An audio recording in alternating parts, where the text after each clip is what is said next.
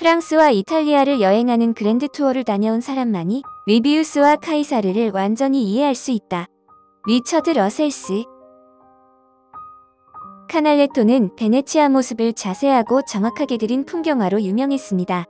그랜드 투어가 유행하던 시기, 이탈리아에 온 영국인들은 여행 기념품으로 그의 풍경화를 구입했습니다. 이 작품은 베네치아 카나레조 운하의 입구를 그린 것입니다. 차가운 저녁의 빛과 옅은 분홍색 구름이 있는 하늘은 1740년대 전반 그려진 카날레토의 그림에 많이 나타나는 특징입니다. 베네치아 동부 카스텔로 지역의 작은 섬 산피에트로는 당시 상인이나 노동자들이 살던 조용한 지역이었습니다. 그림 가운데 있는 산피에트로 성당은 1807년까지 베네치아의 대성당이었습니다. 르네상스 건축가 안드레아 팔라디오의 설계를 바탕으로 16세기 후반 수리된 이 건물은 18세기 그랜드 투어를 하는 영국인에게 인기가 많았습니다. 팔라디오 양식의 우아한 파사드가 있는 성당을 그린 이 그림은 전경의 베네치아 일반인들의 삶을 생생하게 묘사해 여행 기념품으로도 매우 매력적이었을 것입니다.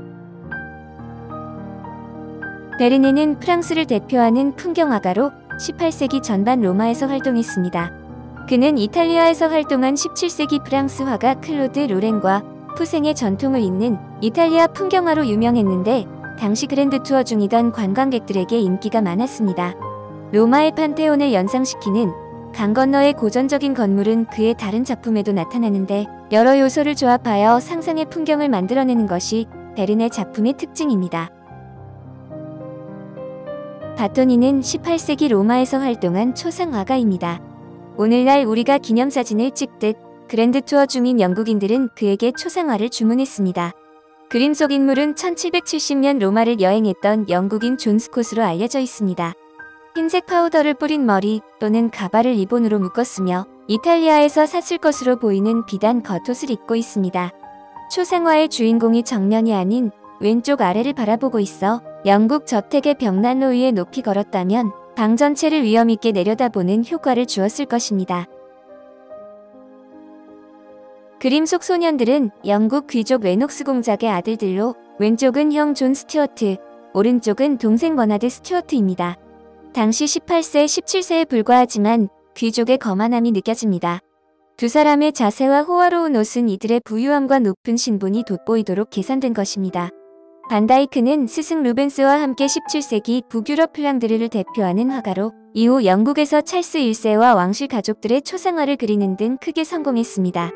그는 이탈리아 화가, 특히 16세기 티치아노의 영향을 많이 받았는데 고급 옷감의 반짝임을 아름답게 표현하여 인기가 높았습니다. 프랑스에서 유행한 로코코 시대 패션을 살펴볼 수 있는 작품입니다. 이 초상화의 주인공은 문필가이자 아마추어 배우였던 드 글레옹 후작 부인으로 추정됩니다. 18세기 중반 프랑스에서 유행한 퐁파두르 후작 부인의 머리와 옷 스타일이 눈길을 끕니다. 머리는 가르마 없이 빗어 넘겨 줄지어 닿은 곱슬머리가 특징인 테트드 무통 즉 염소머리 스타일을 했습니다. 머리에는 흰색 파우더를 뿌리고 진주와 비단으로 만든 파란색 꽃 장식을 달았는데 이러한 머리 장식들은 그것들을 유행시킨 퐁파두르 후작 부인의 이름을 따서 퐁폼이라고 했습니다. 넓은 네모난 목 라인과 레이스로 만든 섬세하고 화려한 소매가 돋보입니다. 피에트로 롱기는 18세기 베네치아의 집안에서 일어나는 일상에 풍자를 담은 작은 그림을 많이 그렸습니다. 흰색 파우더를 뿌린 머리 또는 가발, 화려한 레이스와 넓게 퍼지는 옷 소매 등 유행에 따라 차려입은 여인이 신사를 맞이하고 있습니다. 두 하녀는 술을 놓는 데 집중하는 반면 여인은 자신이 해야 할 일에는 관심이 없습니다. 그녀는 모범을 보여야 하는 위치에 있지만 하녀들의 성실하고 정숙한 모습과 대조되는 모습입니다. 이처럼 상류층의 비도덕적 행동을 풍자하는 그림은 18세기 유럽에서 유행했습니다. 고야는 스페인을 대표하는 화가로 주로 궁정화가로 일했습니다. 그림 속 여성이 입은 옷은 전통적으로 낮은 계급 여성인 마하의 복식이지만 18세기 후반에서 19세기 초반 스페인의 왕실과 귀족들 사이에서 유행했습니다. 화려한 검은 레이스 쇼를 둘렀으며 머리에는 검은 레이스로 만든 만틸라를 썼습니다. 만틸라를 고정한 빗에는 검은 리본으로 만든 꽃이 달려 있습니다. 이 작품은 내셔널 갤러리가 발간한 명화 100선의 표지 작품으로 선정될 정도로 고야의 대표작으로 여겨졌습니다. 토머스 로렌스는 17세기 반 다이크, 18세기 게인즈 바라와 레이놀즈의 뒤를 잇는 영국 대표 초상화가로 특히 어린이를 그린 그림으로 유명합니다. 이 작품은 1867년 영국 우표에 실린 최초의 그림이 될 정도로 인기가 높았습니다. 더런 백작에게는 67살의 결핵으로 죽은 자신의 아들을 추억하는 소중한 작품으로 남았을 것입니다. 이 작품은 아동기를 특별한 시기로 여기기 시작한 관점과 자연의 숭고한 힘에 대한 낭만주의적 관심을 담고 있습니다. 로렌스는 놀 자유가 있는 어린이가 자연의 가르침을 받는 모습을 그렸습니다. 그림 속 10대 형제는 당시 세련된 취미활동으로 유명한 활쏘기를 즐기고 있습니다. 두 사람은 이 그림을 그린 몇 년 후인 1792년과 1801년 각각 왕실 궁수부대의 일원이 되었습니다. 그림은 고대 조각을 연상시키는 구도로 그려졌는데 당시 스코틀랜드에서는 계몽주의가 전파되면서 고전주의와 고대에 대한 관심이 높아졌습니다. 형, 로버트는 밝은 빛을 받아 뚜렷하고 멋진 옆모습을 보여주나 동생 로널드는 그림자 속에서 당기는 활 사이로 우리를 바라봅니다. 헨리 레이번은 스코틀랜드에서만 활동한 초상화가로 이 그림은 그의 명성을 확고하게 해준 대표 작품입니다. 게인즈 버런은 라이벌인 조슈아 레이놀즈와 함께 18세기 후반 영국을 대표하는 초상화가입니다. 당시 유행한 옷차림에 자연스러운 자세를 한 인물들을 풍부한 색감과 가벼운 붓터치로 그렸습니다. 고향인 영국 남동부 소도시에서 활동하던 그는 1759년 휴양도시 바스로 이주했으며 그의 그림은 이곳에 휴양 온 영국 상류층들에게 큰 인기를 끌었습니다. 이 작품은 바스에서 자신의 가족을 진료해주던 의사 랄프 숀버그를 그린 그림입니다. 그는 낭만적인 풍경을 배경으로 파우더를 뿌린 가발을 쓰고 지팡이를 든 모습으로 그려졌습니다. 초상화 속 소녀는 군인이자 정치가였던 얼그레이브 백작의 딸 오거스타 핍스의 12살 때 모습으로 추정됩니다. 초상화가 그려진 1813년 오거스타는 이미 세상을 떠났으므로 죽은 딸을 추모하려고 주문한 그림일 것입니다. 풍부한 색채감 소녀가 입고 있는 드레스에 빨간 벨벳과 흰 소매, 칼라의 부드러운 붓터치는 네덜란드 옛거장들의 그림을 떠올리게 합니다. 스코틀랜드 화가 월키는 런던을 중심으로 활동했는데 1823년 헨리 레이번이 죽은 후에는 그의 뒤를 이어 스코틀랜드 왕의 초상화가가 되었습니다.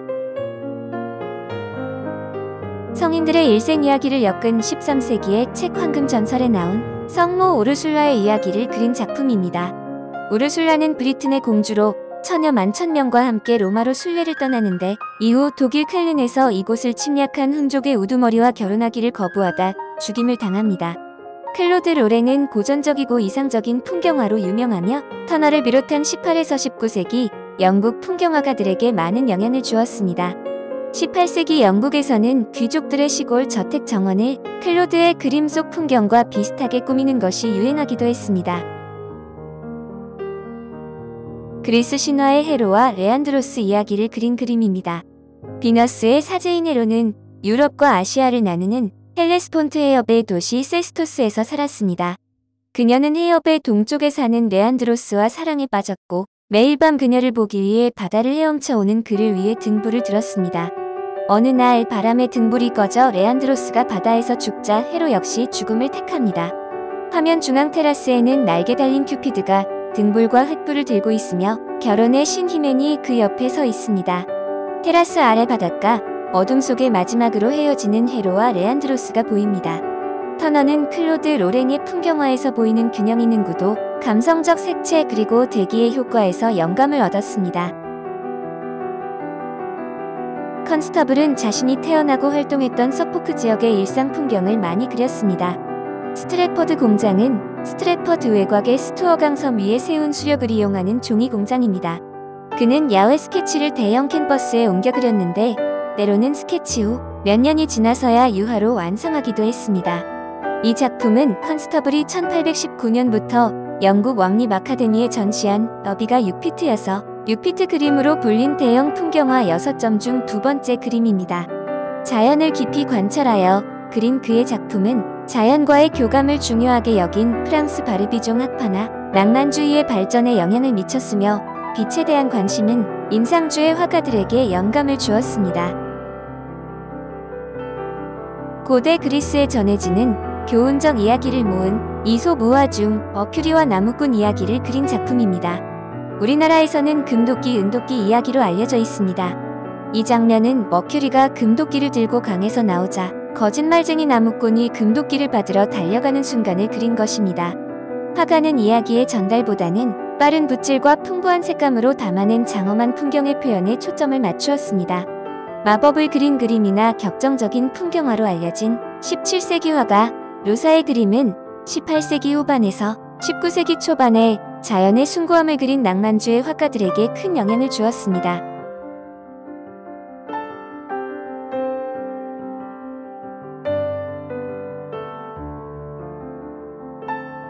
이 그림은 세잔의 초기작으로 스튜디오의 물건들을 대충 그린 것 같지만 실제로는 매우 섬세하게 배치했습니다. 난로 뒤에 캔버스를 놓아 검은 난로가 돋보이고 난로의 검은 연통은 그림의 좌우로 나눕니다. 화면 왼쪽의 난로는 높은 곳에서 내려보는 시선으로, 화면 오른쪽의 테이블은 정면에서 바라보는 시선으로 그렸습니다. 전체 색채가 어두운 것은 세잔 초기 그림의 특징입니다. 세잔은 후기 작품에서 사물의 형태와 색을 단순화해 질서 있는 구조를 만들어내어 19세기 말 인상주의와 20세기 초 입체주의를 잇는 다리 역할을 한 화가로 평가받습니다. 코로는 호수와 기울어진 자작나무가 있는 이와 유사한 풍경을 여러 점 그렸습니다. 주황색 붓질 한 번으로 표현한 모자에서 볼 수 있듯이 인물들을 단 몇 번의 붓질로 간략하게 그렸습니다. 화면은 아주 작은 붓터치들로 채워져 반짝이는 듯한 효과를 주지만 가까이서 보면 형태가 흐릿하게 사라지는 듯합니다. 코로는 야외에서 풍경을 직접 스케치한 뒤 이를 바탕으로 그림을 그렸습니다. 그의 풍경화는 19세기 후반 풍경화가들, 특히 인상주의자들이 빛을 표현하는 방식에 큰 영향을 주었습니다.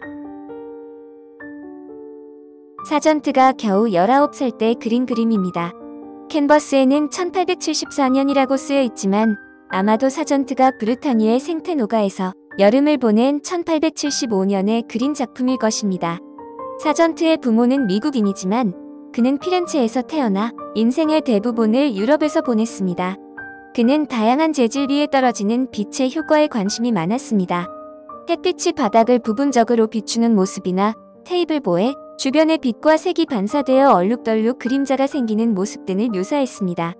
빛의 효과에 대한 관심과 물감을 잔뜩 묻힌 뒤 캔버스에 바로 칠하는 유려한 붓질 방식은 인상주의의 영향을 보여줍니다.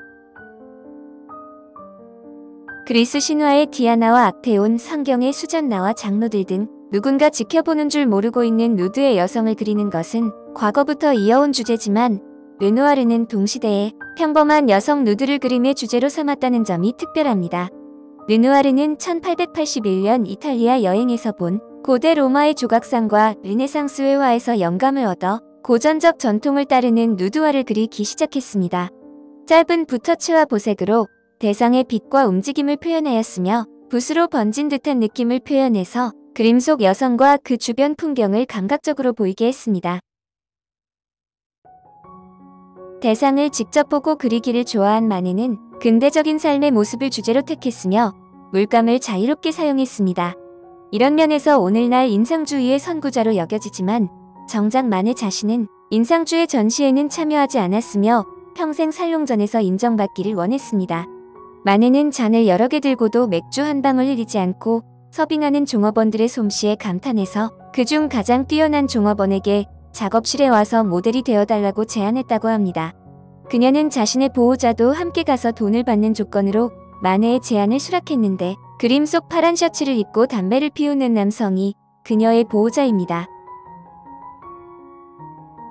후기 인상주의 화가인 고갱은 시시각각 변화하는 빛과 색의 순간을 포착하는 인상주의를 넘어 보다 영속성 있는 접근법을 찾는 과정에서 세잔으로부터 많은 영감을 받았습니다.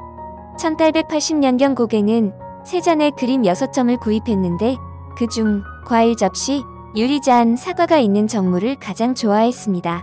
전시된 고갱의 작품은 고갱이 눈에 넣어도 아프지 않을 최고의 보석이라고까지 말한 세잔의 작품에 대한 오마주로 볼 수 있습니다. 이 작품에서도 과일, 비스듬히 놓인 칼, 구겨진 테이블보 등 세 잔의 정물화 속 소재들이 많이 나타납니다. 이 시기 고갱이 사용하기 시작한 사인 P, 고가 왼쪽 아래에 거꾸로 쓰여 있습니다. 빈센트 반 고흐는 오늘날 가장 사랑받는 후기 인상주의 화가이지만 살아있을 때는 그림을 거의 팔지 못했고 스스로 실패자라고 생각했습니다.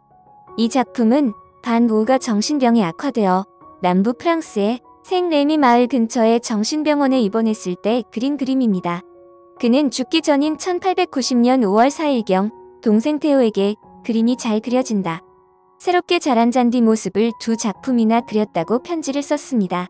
이 그림이 여기서 말한 두 작품 중 하나로 추정됩니다. 반 고흐는 잔디와 잡초 위로 나비들이 날아다니는 모습을 가까이서 담았습니다. 그의 작품은 감정을 담은 표현적인 밝은 색채와 유화물감을 겹쳐 두껍게 칠하는 임파스토 기법이 특징입니다. 모네는 프랑스 인상주의를 대표하는 풍경화가입니다. 이 작품은 모네가 1914년에서 1917년 사이에 그린 붓꽃 연작 20점 중 하나로 지베르니에 있는 그의 정원을 그린 것입니다. 붓꽃은 모네가 가장 좋아한 꽃이었습니다. 붓꽃 연작은 대부분 높이 2m의 대형 작품으로서 매우 독특하고 새로운 시점을 보여줍니다. 모네는 두껍고 대담한 붓으로 보라색, 파란색, 초록색 물감을 칠했고 캔버스에 흰 바탕이 드러난 채로 내버려 두기도 했습니다. 이는 당시 모네가 백내장으로 시력이 온전하지 못했던 영향도 있을 것입니다. 이 작품은 모네가 사망했을 때도 작업실에 있었으므로 모네가 작품을 완성했는지 아니면 미완성으로 남겨둔 것인지는 알 수 없습니다.